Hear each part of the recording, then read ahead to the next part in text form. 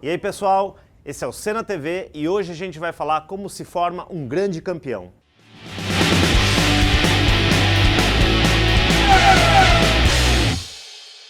Temos a honra de receber aqui o piloto Átila Abreu, um dos principais nomes da Stock Car. Bem-vindo, Átila, valeu, obrigado por atender a gente aqui. Claro que também ele veio porque tem essa McLaren aqui de 1990, vocês vão ver daqui a pouco, a gente vai mostrar aqui em detalhes. Você estava admirando o carro, né, Átila? Não tem como, né? Aliás, eu não parei de admirar ainda. Exatamente. E até assim, eu vi que você estava observando ali. Vamos começar então falando sobre o carro. Você que hoje é um piloto, está ali na Stock Car, também esteve perto da Fórmula 1, correu com o Vettel, vamos falar disso daqui a pouco. Qual que é assim, a principal diferença que você vê de um carro de 1990 para os Fórmula 1 de hoje, que a gente está acostumado a ver na TV? Você também acompanha as corridas ao vivo em algumas etapas da Fórmula 1. O que você pode falar para a gente? O que te chama a atenção? Primeiramente, é um prazer estar aqui com vocês, estar visitando o Instituto, né? O Instituto realmente, acho que para quem é piloto, é um privilégio poder vir aqui e não ver só essa máquina, como também outros materiais do acervo do Ayrton. Realmente, o Ayrton é uma referência para todos nós que somos pilotos. Mas quando você olha esse carro de perto, assim, a primeira coisa que vem na cabeça é falar assim, esses caras eram loucos. Esses caras aceleravam mesmo e não tinha medo de nada. E você acha que inclusive na Fórmula 1 de antigamente, você falou, conversando com bastante pilotos que tiveram nessa época na Fórmula 1, até para quem não sabe, o Átila, quando começou na Stock Car, teve muito contato também com o Ingo Hoffmann, né? O Ingo foi também muito importante na sua carreira e era de uma época que realmente não tinha nenhum auxílio. Você como piloto, se pudesse voltar aí no tempo, você gostaria também de ter pilotado essas máquinas, de ter enfim, participado de uma época, como foi essa época do Senna, do Piquet, do próprio Emerson Fittipaldi, dentre outros aí? Não tenho dúvida, eu acho que, apesar de serem loucos, era também uma coisa única, né? Realmente carros muito fortes, que não difíceis de pilotar. E com certeza eu gostaria. E você falou também que o Ayrton Senna, claro, é uma grande referência não só para nós que gostamos de automobilismo, do esporte, mas principalmente pelos pilotos, né? Eu lembro que numa pesquisa que fizeram recentemente só com ex-pilotos de Fórmula 1, o Senna foi eleito o maior de todos os tempos, né? E isso unanimemente praticamente, né? Ele ficou à frente do Schumacher, à frente do Vettel, do Alonso, enfim, de vários outros pilotos. Átila, por que você como piloto, por que você acha que o Senna é uma referência tão grande para todos os pilotos? O que explica isso, né? Na verdade, eu acho que assim, é difícil você comparar gerações, né? Você pegar o Fangio com o Senna, é difícil você falar quem é melhor ou é pior. Eu acho que teve... cada geração tem o seu piloto que é o destaque, e com certeza o Ayrton foi o destaque na época dele, mas era uma época com um nível muito alto de pilotos, né? Então o que fez, acho que ele se destacar ainda mais. Mas para mim o ponto-chave do Ayrton ter se destacado tanto era a determinação dele de fazer as coisas diferentes, né? Então assim, você vê essa questão de preparo físico, entrou muito por causa do Senna, né? Antes era meio low profile, a época antiga ali os pilotos até fumavam e tudo mais. Então assim, o Ayrton começou a colocar um padrão que até então não existia na Fórmula 1. E do Ayrton para frente, as coisas caminharam para um profissionalismo muito maior. Então, assim, não tinha mais margem para fazer mais ou menos. Ou você fazia muito bem, se dedicava muito, ou não se dedicava. Então, assim, a gente tem a história do Ayrton, que quando ele foi andar a primeira vez de kart na chuva, foi um desastre. Sem dúvida. E daí ele foi lá, treinava, chovia, ele ia, treinava, até ficar bom e fazer aquelas corridas históricas na chuva que a gente sabe. Então, assim, o Ayrton mostrou que a dedicação e o treinamento podem fazer a total diferença no final. E é isso que inspira um piloto. Então, quando você está lá na pista, você está lá com uma dificuldade num treino, você quer acertar o carro, não consegue, você está lá, nessas horas que você fala, pô, eu tenho que me inspirar nesse ídolo que é justamente de, como você falou, ir sempre atrás do melhor. Não tenho dúvida, na verdade, assim, quando você está no automobilismo hoje, principalmente você vai falar assim, Stock Car, às vezes a gente tem grids aí que tem 15 carros em 2, 3 décimos, então assim, o que faz você conseguir achar essa diferença e ser melhor? Então é um pouquinho de cada coisa, desde uma calibragem, uma libra, meia libra a mais ali, um grau de asa a mais ou a menos. Então são os detalhes que vão fazer você no final das contas ter uma performance melhor, né? Então para isso você precisa estar muito bem preparado para conseguir colher o máximo de informações e conversar com a equipe e passar essa informação para eles. Então assim, a gente está falando de milésimos. Né?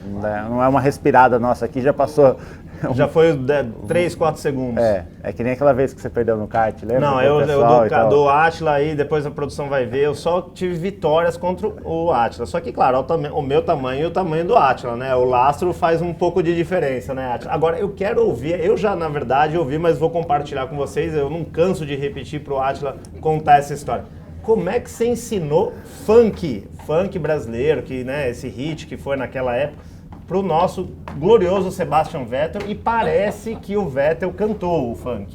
Na verdade, a minha história com o Vettel, eu quando estreiei nos monopostos, o Vettel também estava estreando, a gente tem questão de quase que a mesma idade, questão de meses ali de diferença, e na Fórmula BMW, os 2 anos que eu competi lá, ele foi meu concorrente, no último ano ele foi campeão, eu fui vice, então assim, a gente convivia bastante junto, os dois eram pilotos oficiais da BMW, então a gente ia para treinamento de fitness, essas coisas, ia tudo junto, então era... Imagina a zona que não devia ser isso. Tem umas histórias boas, que a gente quase foi expulso, quase foi preso, tem várias coisas aí. Não, como?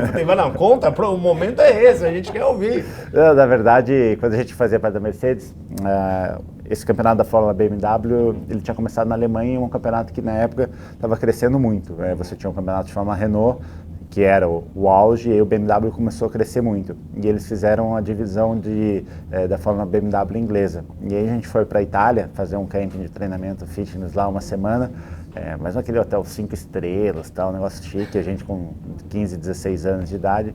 E aí eu e o Vettel comandando a gangue.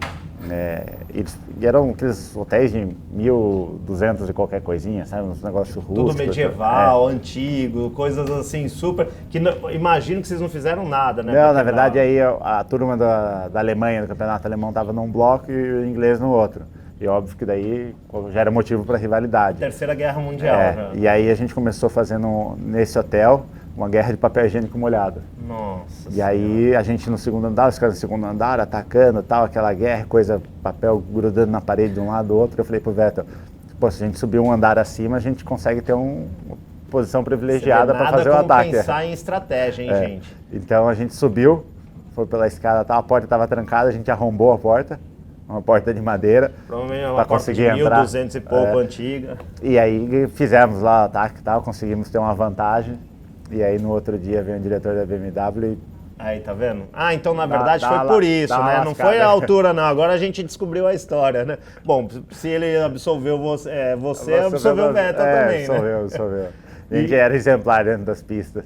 E a história do funk? Porque eu vi, a gente vai pôr esse vídeo aí pra você ver ele, como é que ele tá atoladinha, o que ele fala lá. Na verdade o funk na época era o sucesso, né? Depois veio outras modas aí musicais, mas na época lá o funk era o que bombava. E na Fórmula 3 a gente foi companheiro de equipe, então a gente convivia junto dentro dos boxes e tal. E ele me ensinava algumas palavras em alemão, palavras pesadas. Isso que eu ia falar, não é melhor, não sei, vai que tem algum alemão assim, melhor eu já não esqueci falar, o alemão, mas eu ainda lembro dessas palavras, eu sei falar até hoje. Esquece. E aí eu ensinava umas coisas para ele também, né? Então aquele intercâmbio de cultura e tal. Essa coisa bacana de pessoas de 15 anos, né? E aí eu ensinei ele para o funk e tal. Acho que melhor a gente deixar o pessoal ouvir aí. Roda aí, VT. Vai me enterrar na areia?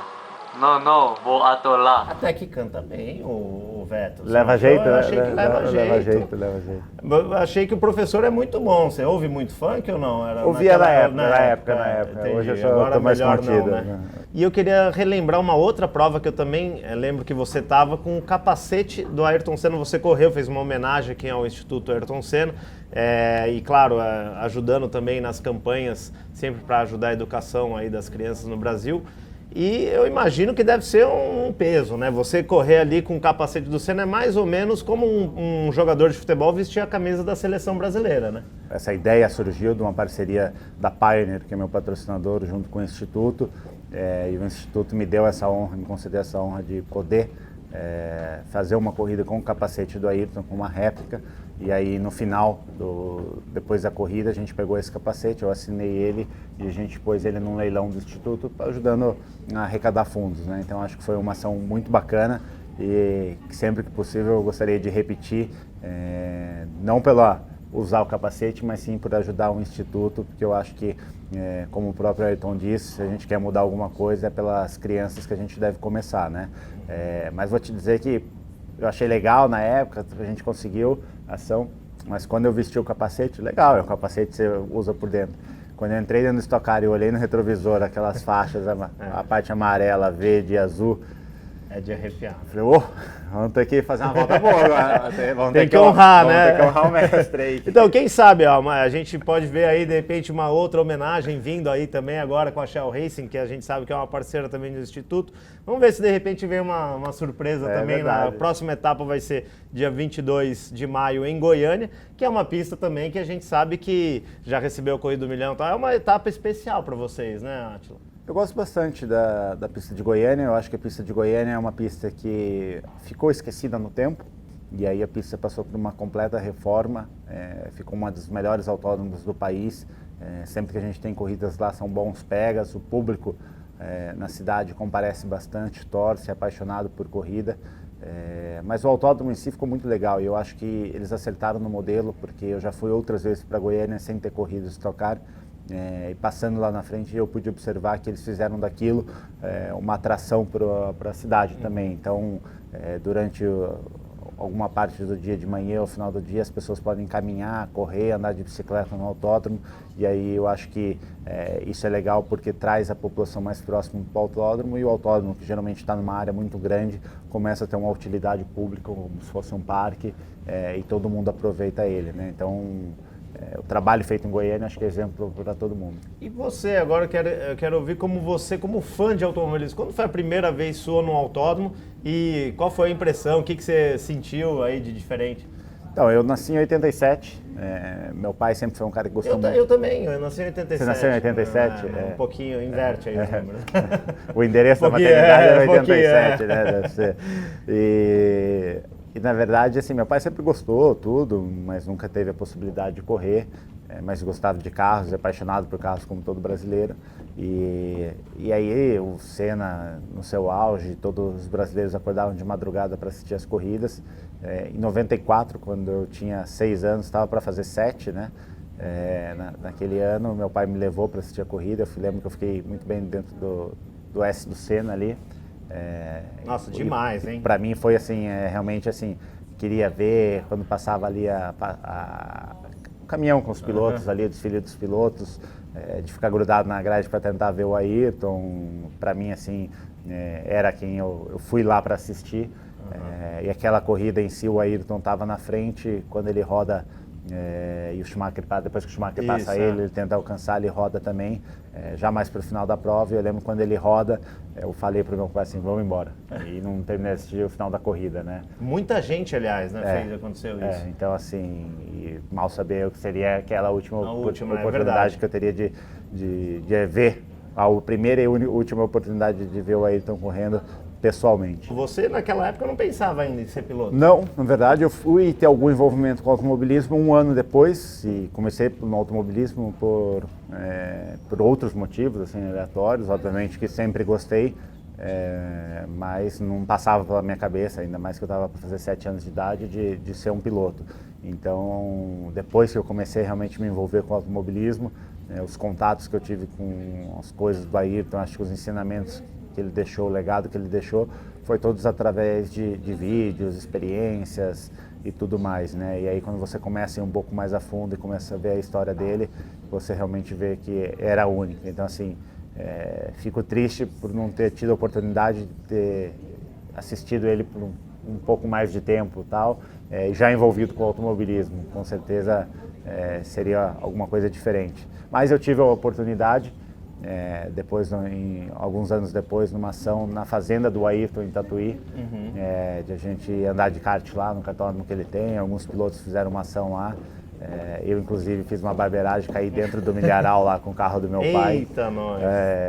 Não sabia quem ficou mais branco, meu pai quando viu o carro ou eu quando vi meu pai, mas foi uma experiência muito bacana de poder visitar aquela que era a área de descanso do Ayrton.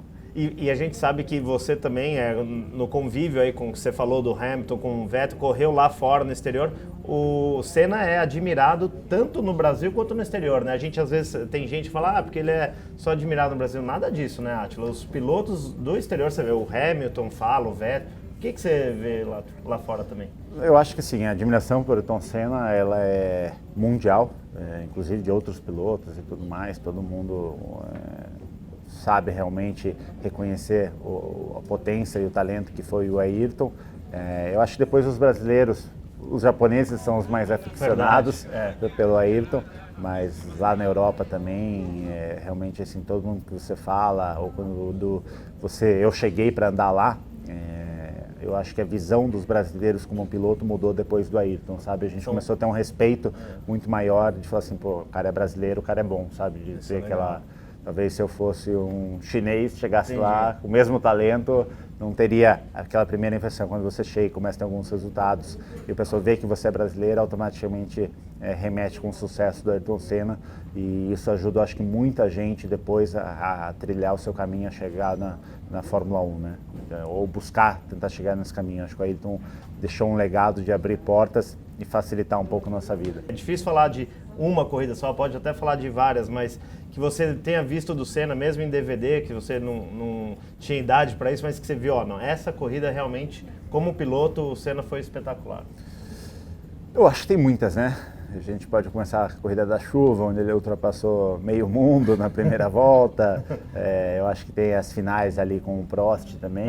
De Suzuka, Donington Park, aquelas meio que as famosas, de sempre. Né? Mas para mim tem uma que assim, eu já assisti na época, eu lembro que chamou muita atenção.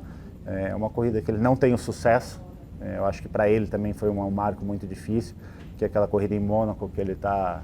Quase 1 minuto na frente 88 lá na... Você é melhor em números do que eu e volta sozinho para casa, tudo, nem vai para os boxes. E eu acho que ali ele tirou muito conhecimento daquilo, porque às vezes realmente quando você está numa corrida, passa muita coisa dentro da cabeça do piloto, né? A gente vê na TV, eu já tive a oportunidade de ir lá, a rua é daqui mais ou menos até aí, né? Não é muito maior que isso. É muito estreito. E, então assim, são pistas que você não pode perder a concentração, tudo. E aquilo foi uma prova do que aconteceu. Ele mesmo fala sobre isso daí e tudo, né?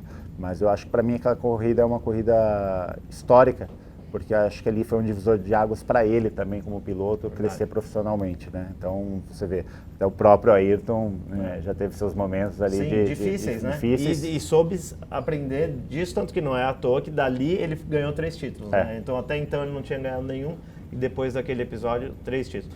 E para encerrar, não podia deixar de fazer a pergunta, né, que todo mundo quer saber. É verdade que a Renata Fan está mais feliz que você está de vermelho agora, que ela é colorado, você trocou de equipe? Eu vi lá em Curitiba, ela me parecia bem feliz, a gente vai ter uma foto também disso aí. Na verdade, a Renata é colorada roxa, estou namorando com ela, vamos fazer já 8 anos. 8 anos, acho. 8 anos. Um bom número, bom né? Número, tá bom. Não melhor vou falar que isso nada. são 51. 51. Ó, Renato, 51, hein? Vai vendo. E aí ela sempre brincava comigo, porque o meu carro, desde que eu entrei no Stock Car, sempre foi preto. E ela falou pra mim, você só vai ser campeão o dia que você andar com carro vermelho e tudo mais. E aí quis o destino. Na verdade, eu estava negociando antes em paralelo e meu carro poderia ter sido azul para esse ano, e azul é a cor do Grêmio, então assim, ela falou, se você for com esse carro não vai ter sucesso, então tem que ser o vermelho. Isso que definiu então. E aí eu fui aceitei o convite da Shell, obviamente, a gente já falou antes, e ela falou assim, esse carro tem potencial agora, eu vou nas corridas e tudo mais. Então assim, ela está vibrando, ela disse que para mim ser mais feliz, minha vida ser completa, eu deveria só torcer para o Internacional, que aí minha vida ficaria mais fácil. Eu falei para ela que aí não dá para trocar o São Paulo, o tricolor, mas o importante é que ela está feliz também, me apoia e torce bastante, né? Mas eu também estou contente. No começo eu olhava assim, pô, fiquei 6, 7 anos de preto, agora de vermelho. No começo estava olhando, olhava de novo no espelho, estava me acostumando, agora já tô 100% acostumado. Então vamos fazer assim, se for campeão e com vermelho, a gente chama a Renata aqui também para fazer um outro programa, então, para comemorar daí. Tá Fechado. Bom? Fechado então, Átila. Valeu, obrigado por ter vindo, valeu e boa sorte lá nas pistas. E aí, pessoal, curtiu? Então curte mesmo, clica aí no botão e compartilha também com seus amigos para todo mundo assistir e aproveita e se inscreve aí no canal Senna TV, tá bom? Enquanto isso a gente vai ficar aqui observando a McLaren. Valeu!